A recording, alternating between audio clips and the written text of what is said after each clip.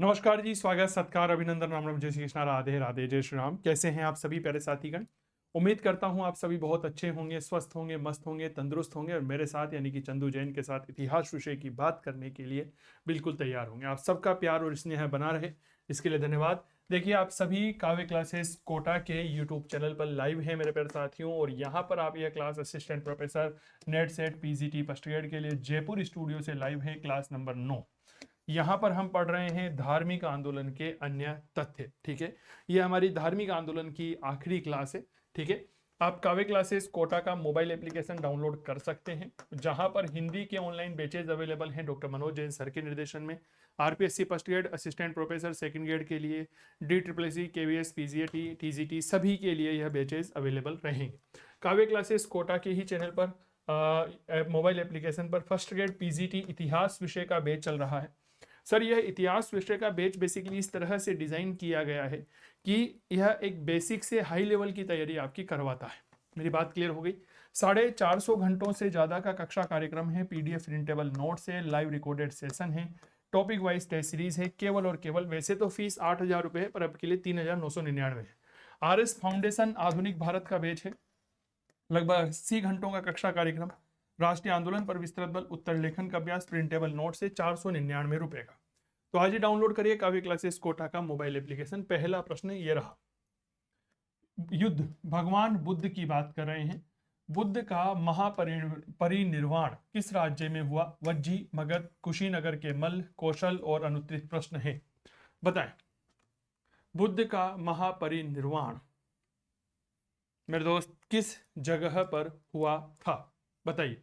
Sir, Buddha का महापरिनिर्वाण मूल रूप से 483 ईसा पूर्व में हुआ था, यह आप सबको पता होगा। और इस समय भगवान बुद्ध की उम्र जो है वह 80 वर्ष हुआ करती थी। सही जवाब होगा कुशीनगर के मल्ल के यहाँ हुआ था। क्लियर हो गई, कहाँ हुआ था? मल्ल के यहाँ हुआ था। यह बात थोड़ा सा याद रखिएगा।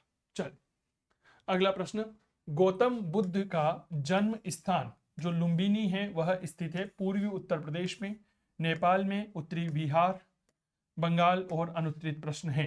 लुम्बिनी जो है वह कहां पर स्थित है, जवाब दीजिए।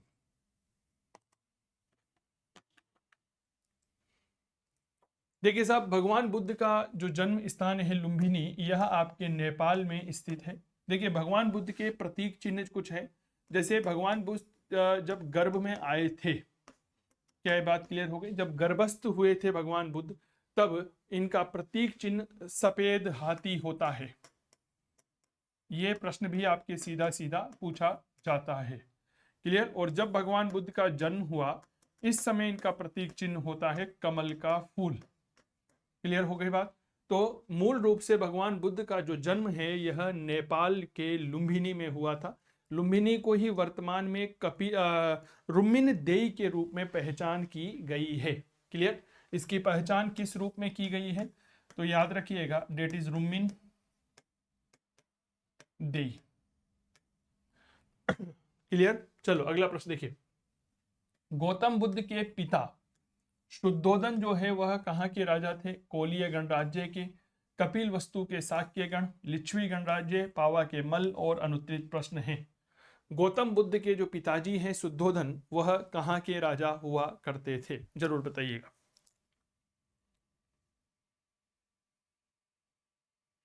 गौतम बुद्ध के पिता शुद्धोधन कहाँ के राजा हुआ करते थे? तो याद रखिएगा, यह कपिल वस्तु के शाक्य गण के प्रधान राजा हुआ करते थे। क्लियर हो गई बात?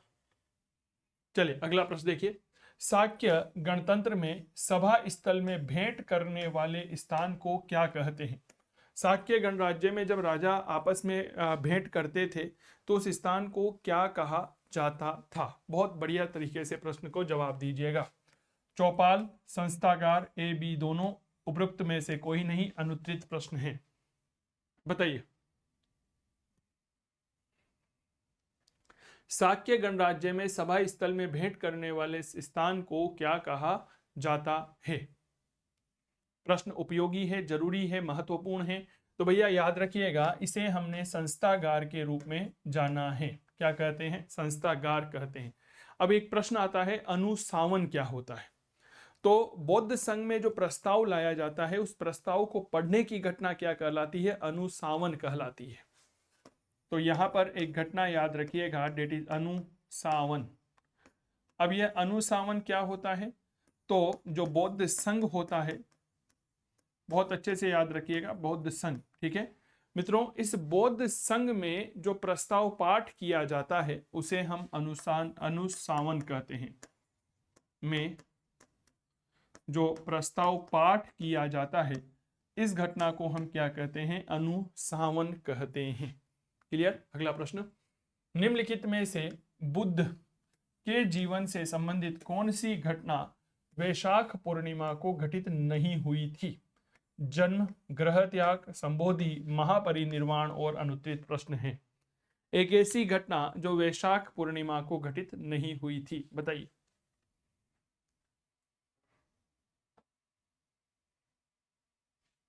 देखिए साहब, वैशाख पूर्णिमा का एक अलग महत्व रहा है बौद्ध धर्म में, यह आपको पता ही है। वैशाख पूर्णिमा का महत्व किस लिए रहा? क्योंकि इसी दिन भगवान बुद्ध को का जन्म हुआ, इनको ज्ञान प्राप्त हुआ। क्या ये बात क्लियर हो गई? और इनका क्या हुआ? निर्वाण हुआ था। क्या ये बात क्लियर हो गई? जबकि जो ग्रह त्याग की घटना है यह घटना आपके आषाढ़ पूर्णिमा को हुई थी। कब हुई थी? आषाढ़ पूर्णिमा को हुई थी। ग्रह त्याग की घटना क्या कहलाती है? तो दैट इज ग्रह त्याग की घटना क्या कहलाती है? तो याद रखिएगा, इस घटना को महाभिनिष्क्रमण कहते हैं। महाभिनिष्क्रमण कहते हैं। ग्रह त्याग की घटना को महाभिनिष्क्रमण कहते हैं। भगवान बुद्ध ने अपने घोड़े कंदक और सारथी छंदक के माध्यम से घर छोड़ा था। तो इनके घोड़े का नाम क्या था? तो याद रखिएगा, डेट इज कंदक। और मेरे दोस्त याद रखिएगा, सारथी का नाम क्या था? तो याद रखें, डेट इज चंदक। क्लियर हो गई? ये शब्द थोड़े से आप लोगों के लिए काफी ज्यादा उपयोगी रहेंगे। तो ग्रह त्याग की घटना आषाढ़ पूर्णिमा को हुई।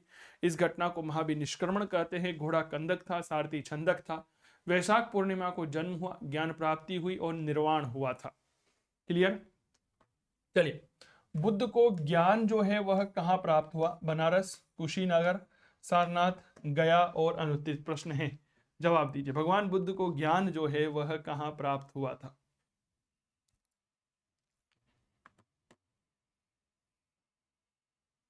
बताइए। तो सर याद रखिएगा, बुद्ध को ज्ञान जो है वह गया में प्राप्त हुआ था। निरंजना नदी के किनारे पर यह स्थान स्थित है। कहाँ पर है? निरंजना नदी के किनारे पर यह पड़ता है। और ज्ञान प्राप्ति का प्रतीक क्या है?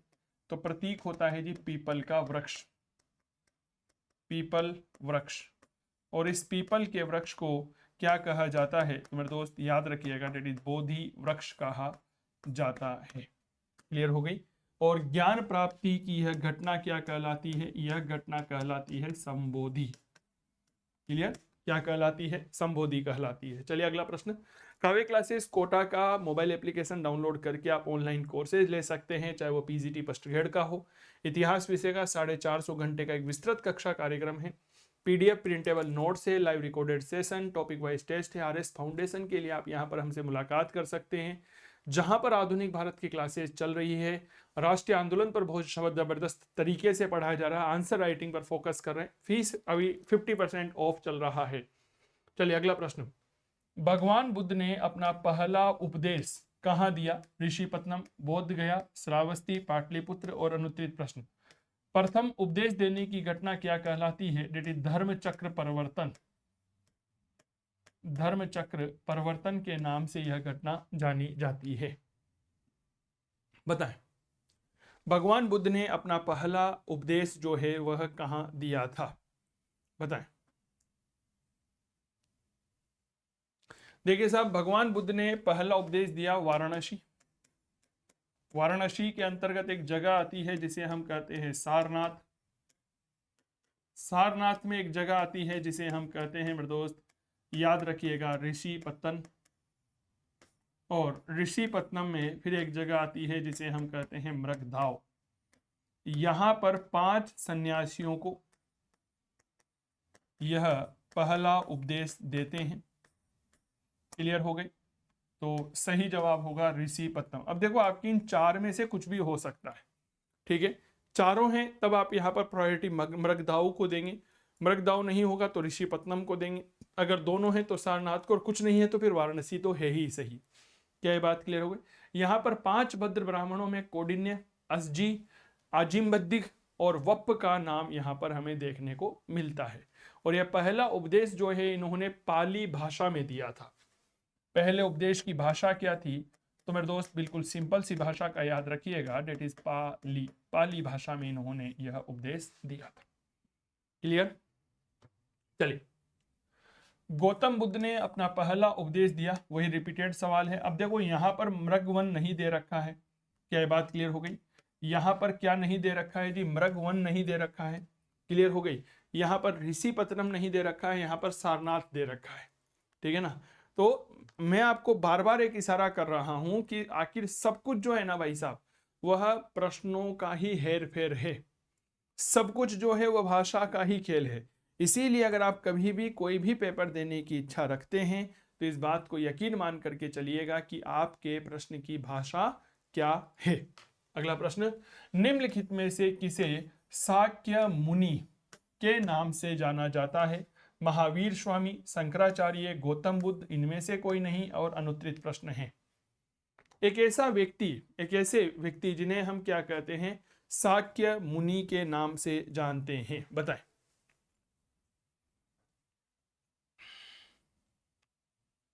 सर याद रखिएगा, गौतम बुद्ध जो हैं इन्हें हम क्या कहते हैं? शाक्य मुनि कहते हैं। गौतम बुद्ध के ही कुछ नाम हमें देखने को मिलते हैं, जिनमें अगर हम बात करें तो तथागत भी है ना।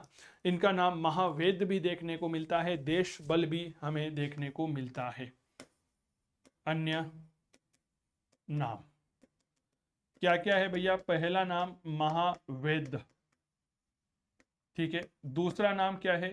तो याद रखिएगा, डेट इज तथागत, ठीक है। एक नाम क्या मिलता है? तथागत देखने को मिलता है। एक नाम मिलता है महावेद, और एक नाम हमें मिलता है देश बल। क्या नाम मिलता है? तो याद रखिएगा, डेट इज देश बल। क्लियर? चलो साहब, अगला प्रश्न, बौद्ध धर्म को स्वीकार करने वाली पहली महिला? यशोधरा, महामाया, बिंबा, गौतमी और अनुत्तरित प्रश्न।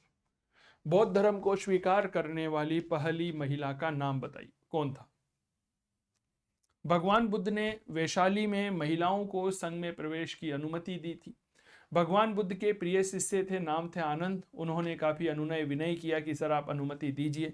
भगवान बुद्ध ने वैशाली में संघ में महिलाओं को प्रवेश की अनुमति दी। पहली महिला प्रजापति गौतमी थी जिसने संघ में प्रवेश किया था, लेकिन भगवान बुद्ध ने जैसे ही संघ में महिलाओं की अनुमति दी, भगवान बुद्ध एक बात कहते हैं कि अब आने वाले समय में यह बौद्ध धर्म 500 सालों बाद खत्म हो जाएगा।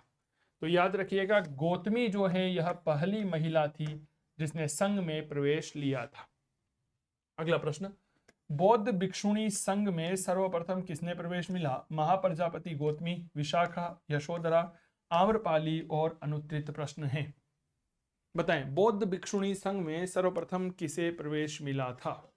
यह प्रश्न फिर से महत्वपूर्ण है, लेकिन वही रिपीटेड सवाल है। याद रखिएगा, प्रजापति गौतमी को सबसे पहले प्रवेश दिया गया था। क्लियर हो गई बात? चले, अच्छा, पहला नारी प्रवेश कहां पर दिया? महिलाओं को प्रवेश की अनुमति, महिलाओं को प्रवेश की अनुमति कहां दी थी? याद रखिएगा, वैशाली में दी। वैशाली में दी। किसके कहने पर दी? तो याद रखिएगा, आनंद के कहने पर। आनंद के कहने पर दी थी, यह बात थोड़ा सा याद रखिएगा। और पहली महिला प्रजापति गौतमी हुआ करती थी। निम्नलिखित में से किस स्थान की यात्रा बुद्ध ने नहीं की थी? ठीक है, वैशाली, कपिलवस्तु, कौशाम्बी, उज्जैनी और अनुत्तरित प्रश्न। एक ऐसा स्थान जिसकी यात्रा भगवान बुद्ध ने नहीं की थी, बताएं। भगवान बुद्ध ने किस स्थान की यात्रा नहीं की थी? उज्जैनी की नहीं की थी। देखो भगवान बुद्ध की यात्रा को लेकर के यूपीएससी ने ना लगातार 2014 में सवाल पूछा, 2015 में सवाल पूछा। क्या ये बात क्लियर हो गई? इसके अलावा यूपीएससी के अलावा छत्तीसगढ़ में सवाल पूछा गया, राजस्थान में पूछा गया, मध्य प्रदेश में भी यह सवाल पूछा गया है। तो इन चीजों को थोड़ा सा याद रखना। उज्जैनी जो है यह अवंती महाजनपद की राजधानी हुआ करती थी। यहां पर भगवान बुद्ध ने कभी भी यात्रा नहीं की थी। क्या ये बात क्लियर हो गई? हाँ या ना का जवाब मुझे उपलब्ध करवाइएगा। चलो सर आगे बढ़े। सर ऑनलाइन कोर्सेज अवेलेबल हैं काव्य क्लासेस कोटा के मोबाइल एप्लीकेशन पर, आप डाउनलोड कर सकते हैं। श्रावस्ती अधोलिखित में से किस नदी के किनारे हैं? अनीमा, रोहिणी, अचिरावती, हिरण्यवती और अनुत्तरित प्रश्न है, बताएं। श्रावस्ती जो है वह इनमें से किस नदी के किनारे पर स्थित है, बताएं। ठीक है, कौशल महाजनपद की राजधानी हुआ करता था श्रावस्ती। श्रावस्ती किसकी राजधानी था? तो बिल्कुल याद रखिएगा, कौशल महाजनपद की राजधानी, और यह आपके अचिरावती नदी के किनारे पर है। अचिरावती नदी का ही दूसरा नाम राप्ती नदी भी मिलता है। ताप्ती नहीं, ताप्ती अलग हो जाता है। इसका ही एक नाम क्या मिलता है, याद रखिएगा, it is Rapti river. Clear? निम्नलिखित में से थेरवाद या स्थविरवाद जो है वह किसे कहते हैं? महायान, हीनयान, वज्रयान, तंत्रयान और अनुत्तरित प्रश्न है। निम्नलिखित में से थेरवाद या स्थविरवाद जो है वह किसे कहा जाता है? बहुत अच्छे से जवाब दीजिएगा।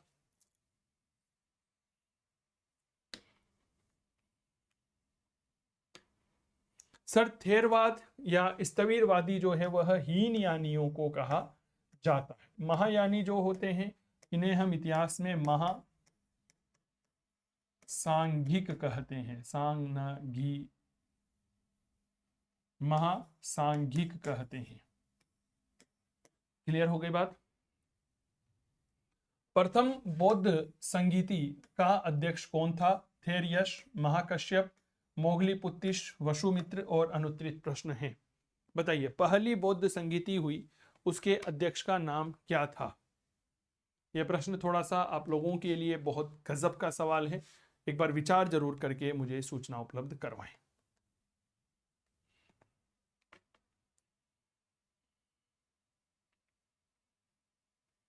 देखिए साहब, जब प्रथम बौद्ध संगीति पढ़ते हैं तो इसका आयोजन हुआ था राजगृह में। भगवान बुद्ध की जब मृत्यु हुई उसी समय यह आयोजित की गई। ठीक है, इस समय राजा अजात शत्रु हुआ करता था जो हर्यक राजवंश का था। हर्यक वंश का राजा हुआ करता था। ठीक है, और इसकी अध्यक्षता किसने की थी? That is Mahakashyap. इसके अध्यक्ष हुआ करते थे दैट इज महाकश्यप। क्या ये बात क्लियर हो गई? यह इसका सही जवाब रहेगा। हेमवत संप्रदाय एक संप्रदाय है और इस संप्रदाय का नाम क्या है? याद रखिएगा, हेमवत संप्रदाय एक शाखा थी हीनयान की, महासांघिक की, आजीवक की, वज्रयान की और अनुत्तरित प्रश्न है। बताएं हेमवत संप्रदाय की एक शाखा का नाम बताइए। बहुत बढ़िया प्रश्न है, कृपया जवाब दीजिए। देखो सबसे पहले तो इस बात को समझने की कोशिश आप सभी पहले करिए कि हेमवत संप्रदाय जो है यह आपके बौद्ध धर्म से संबंधित होता है। ठीक है, बौद्ध धर्म में जो हीनयान शाखा होती है, इस हीनयान शाखा का ही एक संप्रदाय होता है जिसे हम हेमवत संप्रदाय कहते हैं। तो यह आपके हीनयान से जुड़ा हुआ है। ठीक है ना? जैसे आप याद करिए जैन धर्म होता है, जैन धर्म में दो संप्रदाय होते हैं, एक का नाम दिगंबर है और एक का श्वेतांबर होता है। क्या बात क्लियर हो गई? तो मेरे दोस्त इस बात को भी याद रखिएगा कि आपके हेमवत संप्रदाय बौद्ध धर्म की हीनयान शाखा से जुड़ा हुआ है। मुझे लगता है कि यह नया सवाल आप लोगों के लिए होगा। एम आई राइट? चलिए अगला प्रश्न देखिए, निम्नलिखित में से किस शासक के काल में तृतीय बौद्ध संगीति का आयोजन किया गया? कालाशोक, अशोक, कनिष्क, हर्ष और अनुत्तरित प्रश्न है। तीसरी बौद्ध संगीति तीसरी बौद्ध संगीति का आयोजन बताइए। हेलो, तीसरी बौद्ध संगीति का आयोजन। सर याद रखिएगा, तीसरी बौद्ध संगीति का आयोजन जो है वह सम्राट अशोक के समय किया गया था। 251 ईसा पूर्व में किया गया है ना। कहाँ किया गया था? तो ये बात याद रखिएगा, यह पाटलिपुत्र में किया गया। क्लियर। और इसके अध्यक्ष कौन थे? तो मोगलीपुत्र तिस, मोगलीपुत्र तिस। क्लियर हो गई? यह बात थोड़ा सा याद रखिएगा। तीसरी बौद्ध संगीति में ही बेसिकली पथभ्रष्ट बौद्ध भिक्षुओं को बौद्ध संघ से बाहर भेजने का निर्णय लिया गया था, और कहते हैं कि 60,000 बौद्ध भिक्षुओं को बाहर भेजा गया था। इसके साथ ही बौद्ध धर्म का विदेशों में प्रचार प्रसार करने का निर्णय लिया गया। तो पहली बात, पथभ्रष्ट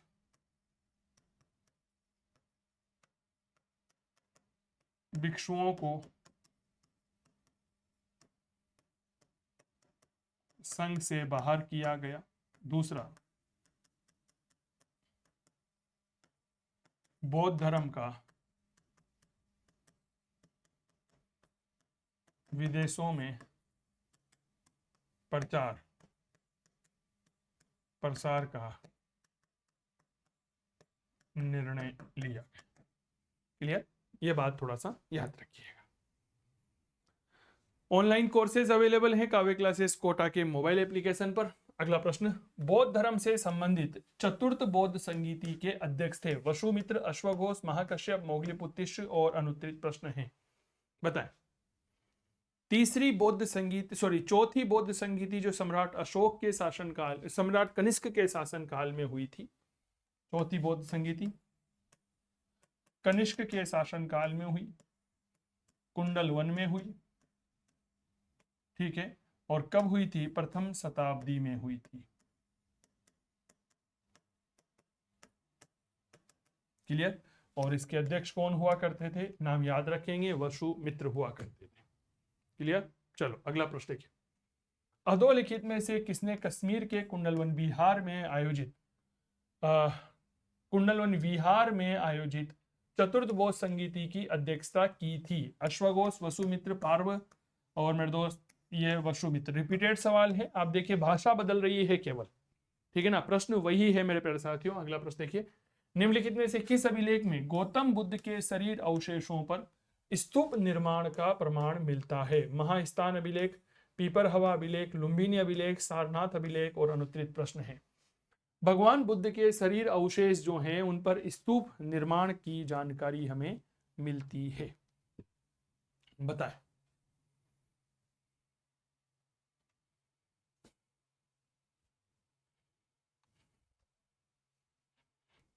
चलिए सर याद रखिएगा, डेट इज पीपर हवा अभिलेख। पीपर हवा अभिलेख जो है, यहां से हमें इस बात की जानकारी मिलती है कि भगवान बुद्ध के शरीर अवशेषों पर स्तूपों का निर्माण होगा। क्या बात क्लियर हो गई? पीपर हवा वर्तमान में उत्तर प्रदेश के सिद्धार्थ नगर में है। पीपर हवा कहां पर है? पीपर हवा ये कहां पर है? तो यह वर्तमान में उत्तर प्रदेश के सिद्धार्थ नगर में है। पीपर हवा जिसका समीकरण कपिल वस्तु से किया जा रहा है, उत्तर प्रदेश के किस जनपद में है? बस्ती, बहराइच, सिद्धार्थ नगर, संत कबीर नगर और अनुत्तरित प्रश्न है। अब एक बार इस प्रश्न की रूपरेखा को देखिए, तो अभी मैंने थोड़ी देर पहले ही चर्चा की थी, that is Siddharth Nagar. Clear?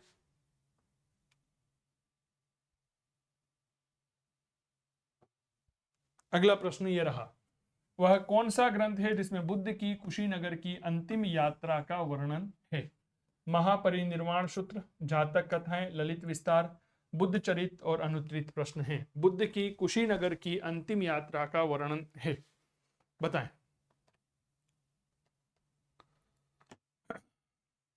Kushinagar की अंतिम यात्रा की इस बात की जानकारी हमें कौन सी किताब में मिलती है? तो याद रखना, डेट इज महापरिनिर्वाण सूत्र में हमें इस बात की जानकारी मिलती है। अगला प्रश्न, बुद्ध का महापरिनिर्वाण मगध के किस शासक के काल की घटना है? बिंबिसार, अजातशत्रु, उदाईन, अनिरुद्ध और अनुत्तरित प्रश्न है।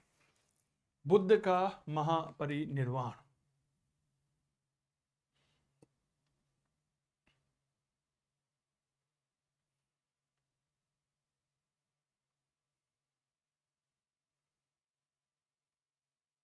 बताएं सर, बुद्ध का महापरिनिर्वाण मगध के अजात शत्रु के समय हुआ था।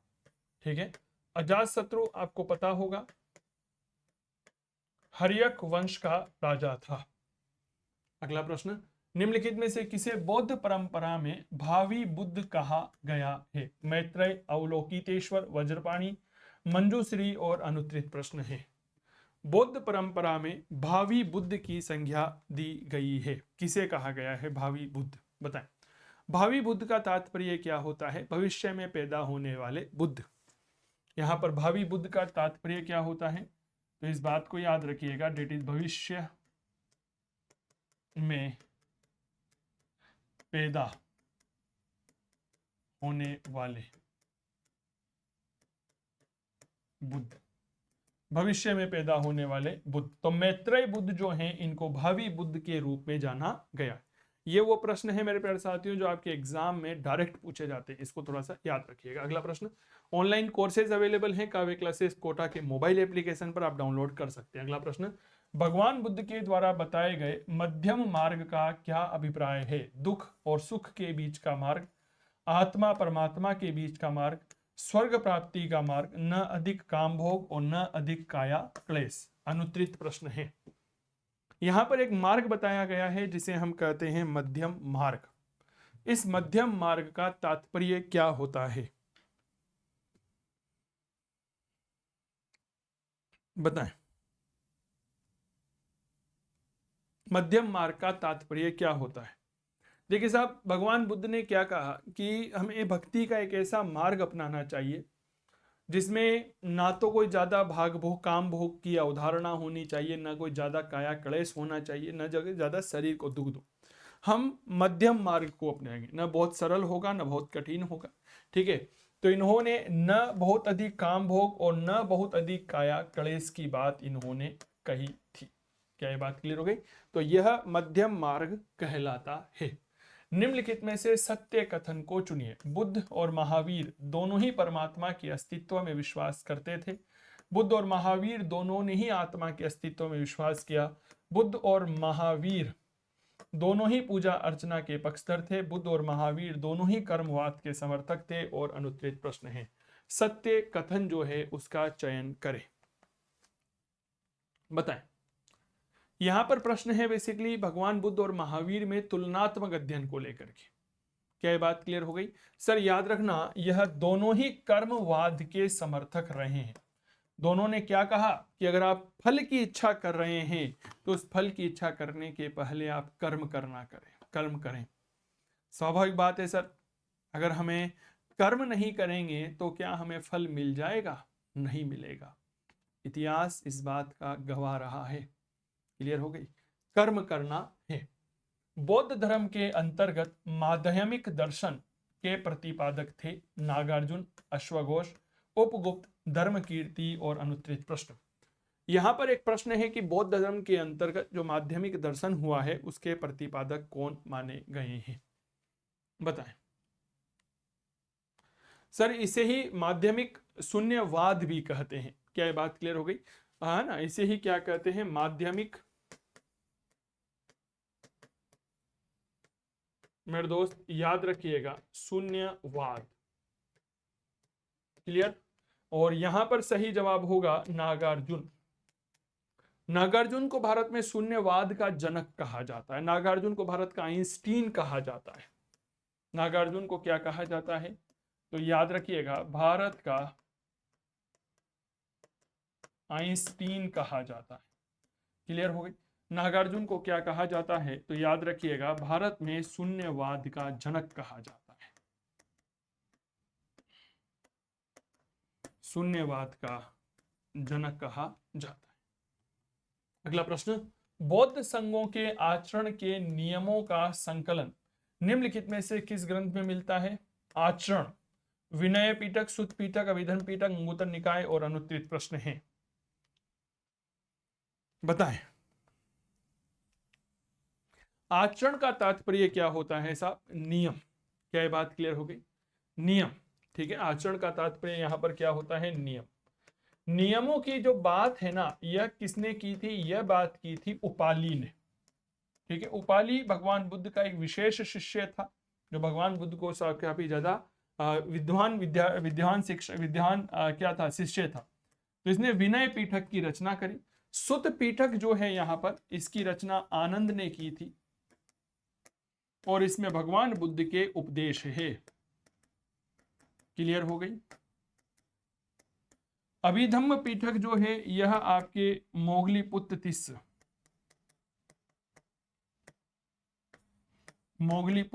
ने लिखा।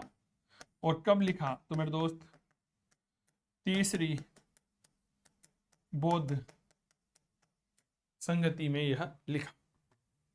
निम्नलिखित में से बौद्ध ग्रंथों में से किसमें संघ जीवन के नियम प्राप्त होते हैं? दीर्घ निकाय, विनय पीठक, अभिधम्म पीठक, विभाषा पीठक और अनुत्तरित प्रश्न।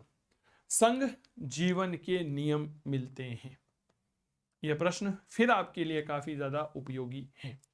बताएं, संघ जीवन के नियम मिलते हैं। संघ जीवन के नियम कह सकते हैं, यह हमें विनय पीठक में, जहां पर भी नियमों की बात आ जाती है ना, एक बात याद रखिएगा, जहां पर भी नियमों की बात आ जाती है आप वहां पर सीधा विनय पीठक की बात करें। ऑनलाइन कोर्सेज काव्य क्लासेस कोटा के मोबाइल एप्लीकेशन पर उपलब्ध हैं। फर्स्ट ग्रेड पीजीटी का जबरदस्त कोर्स चल रहा है सर, काफी हाईलाइटेड कोर्स है, आप जरूर ज्वाइन करें। इसके अलावा आरएस फाउंडेशन में आधुनिक भारत का कोर्स हमारा चल रहा है। निम्नलिखित बौद्ध ग्रंथों में से किसने संघ जीवन के नियम, यह विनय पीठक में होता है। तो ये थे मित्रों आज के कुछ महत्वपूर्ण क्लास। तो आज के लिए इतना ही। अगली क्लास आपकी सोमवार को 8:30 बजे रहेगी। क्या ये बात क्लियर हो गई? तो thank you so much, bye, take care, अपना ध्यान रखिए, खूब पढ़िए, खूब मस्त रहिए, और पेड कोर्सेज के लिए डाउनलोड करिए काव्य क्लासेस कोटा का मोबाइल एप्लीकेशन। जय हिंद, जय भारत, नमस्कार।